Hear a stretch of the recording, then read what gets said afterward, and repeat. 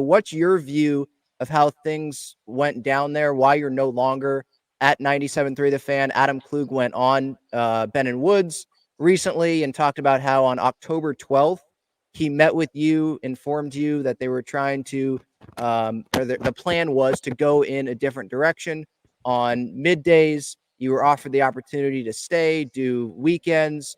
Is that all true? And just what was your side of things on how things went down? Well, first of all, there was never an actual sit-down meeting. There was a phone call on October 12th where I was told that they were looking to make a change in the middays, and my conversation was, well, why would you do that? I've got historical ratings for sports talk in middays. I mean, you'd have to date back to the mid-1990s, the year the Chargers went to the Super Bowl in 1994.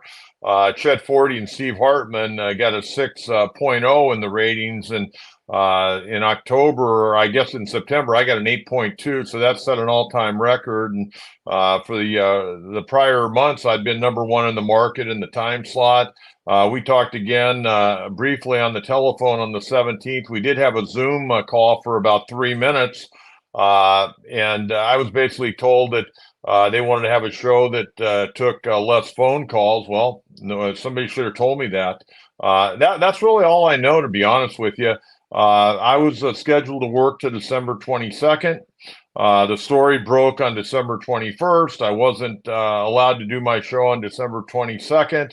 And, I mean, as far as getting the job done, I think I got the job done ratings wise. Anytime if you can finish in the top 10, let alone in the top 1 or 2 in the market in your time slot, you're doing a heck of a job. And, like I've told people, I mean, the ratings were fantastic.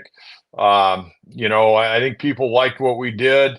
A lot of times you're up for the employee of the year. Instead, I got a pink slip, and hey, more power to them. They can do whatever they want. We wish them the best of luck. I had a great run there, and we'll see where I end up, if anywhere. I don't know exactly what the plan is for me, but I'm a guy that has, I think, a lot of faith that I'll find another job if and when that occurs, and we'll go from there. And again, the management can say what they want.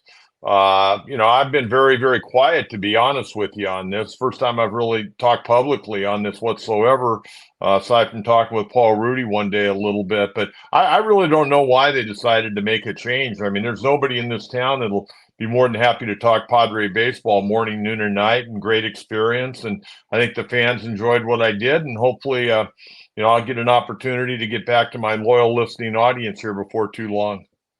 Yeah, so I did have that one question. So did they ever give you that opportunity to go to a lesser caller-driven show? Like, let's say it would have been you and Braden talking more instead of a bunch of callers. Did that opportunity, was that ever given to you? No, everybody let me do my own show. I mean, we were having great success with it. I don't know why you mess with not only a program, but a station that was leading the market. It made no sense whatsoever. But again, sometimes people try to reinvent the wheel. And as far as that weekend show, there was no way I was ever going to accept that. I wasn't going to work 2 days for a total of $96. For 4 hours being on the radio, driving up and down the freeway at gas prices. I've got 6 grandchildren, 4 of them play athletics. The station knew that. They offered me a garbage deal to stay there on Saturdays. They knew I would never accept it because they knew that my loyal fan base would be calling in those 4 hours every weekend, bitching, moaning, and complaining that I wasn't on Monday through Friday. So they never wanted me to accept it. That's why it was such a poor effort by them. Okay. So you don't know what's next? Like, I know that obviously you have a fan base, so you don't know if you're going to do a podcast or a YouTube show or back on the radio, or do you have any plans? Well, Ben, I'll be honest with you. I'd like to get back on in time for the start of baseball. I'm kind of enjoying the vacation here. That's kind of the way I'm looking at it right now. But I'm certainly keeping my ear to the ground, talking to baseball people. I'm excited about pitchers and catchers reporting. If I can be back on in some way, shape, or form by April 1st, I'd be very, very happy and excited because I don't want to miss out on this 2024 baseball season. Neither does my wife because she gets tired of me talking baseball morning, noon, and night. So she needs to get me out of the house doing something.